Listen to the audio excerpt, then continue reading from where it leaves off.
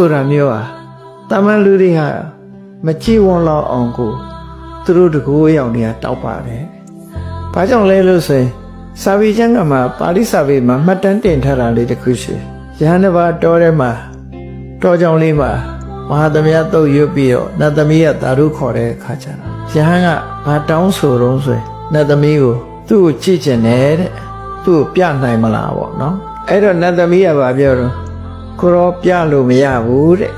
နော်နတ်တရဲ့အရှိန်ဟောဒီတိုင်းပြလို့မရဘူးတဲ့ဒီပြန်မကြည့်ချင်တဲ့သူ့ရဲ့လက်ညှိုးလေးပဲကြည့်လို့ဆိုပြီးတော့ကျောင်းပြင်ဘက်ကနေပြီးတော့နတ်သမီးကပေါ့ပေါ့ကလေးကနေပြီးသူ့လက်ညှိုးလေးကိုထည့်လိုက်တာဒီချောင်းလုံးလင်းထိန်သွားတဲ့ဒါတကူနဲ့လှုပ်တာပေါ့ဘူးသူ့ရဲ့တဘာဝခန္ဓာကိုယ်ထွက်တဲ့အလင်းရောင်တွေကလက်လောက်ထိအောင်ကြီးမားတယ်လို့ဆိုတကူလုံးဆိုရင်တော့ကြည့်လို့ရပါမဟုတ်တဲ့အနေထားအဲ့ဒီလိုမှတ်တမ်းလေးတခုတွေ့တော့ဒါကြောင့်မို့လို့နတ်တွေဘာတွေကလူကိုပြလို့ရှိရင်ပုံစံတစ်မျိုးဖော်ပြီးတော့ပြရတယ်လူကတကယ်နတ်အစစ်ကိုလူတွေဟာကြည်ရတဲ့သဘောမရှိဘူးနော်ကြည့်လို့ရတဲ့နတ်ကတော့ဒီလူတွေမှာဝင်ပူတတ်တဲ့နတ်ဆုံးနတ်ပဲလောက်ပဲရှိမှာပေါ့နော်အဲ့ဒါလောက်ပဲကြည့်လို့ရမှာပဲအိုးကောင်းကင်ဘုံကတကိုးကြည့်တဲ့နတ်တွေကတော့ကြည့်လို့မရဘူးသူဆိုလို့တယ်